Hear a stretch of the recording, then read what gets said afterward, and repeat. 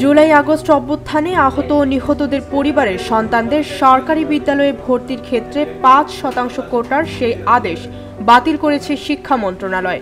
তবে জুলাই গণ অভ্যুত্থান আহত ও শহীদ পরিবারের সদস্যদের সরকারি স্কুলের ভর্তিতে লটারির জন্য নির্ধারিত আসন সংখ্যার অতিরিক্ত প্রতি শ্রেণীতে একজন করে ভর্তির জন্য আসন সংরক্ষিত রাখার নির্দেশ দেওয়া হয়েছে।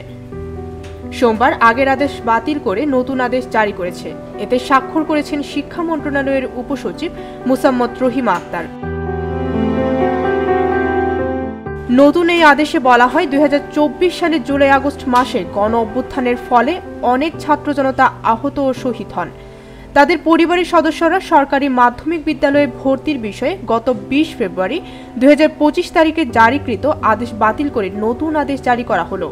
আদেশে আরও বলা হয়, জুলাই গণ অভ্যুত্থান ২০২৪-এ আহত শহীদ পরিবারের সদস্যদের সরকারি মাধ্যমিক বিদ্যালয়ের লটারির মাধ্যমে ভর্তির জন্য নির্ধারিত আসন সংখ্যার অতিরিক্ত প্রতি শ্রেণীতে একজন করে ভর্তির জন্য আসন সংরক্ষিত থাকবে। জুলাই গণ অভ্যুত্থান ২০২৪-এ আহত শহীদ পরিবারের সদস্যদের আসন নির্ধারণের ক্ষেত্রে গেজেটের সত্যায়িত কপি আবেদনপত্রের সাথে সংযুক্ত করতে হবে এবং ভর্তির সময় মূল কপি প্রদর্শন করতে হবে। কোনো অবস্থায় আসন শূন্য রাখা যাবে না। এর আগে গত ২ মার্চ ২০ ফেব্রুয়ারি এক আদেশে শিক্ষা মন্ত্রণালয় জানায়, মুক্তিযোদ্ধা কোটার মতো ২০২৪ সালের জুলাই আগস্ট অভ্যুত্থানে আহত ও নিহতদের পরিবারের সন্তানদের সরকারি বিদ্যালয়ে ভর্তির ক্ষেত্রে ৫% কোটা পাবে।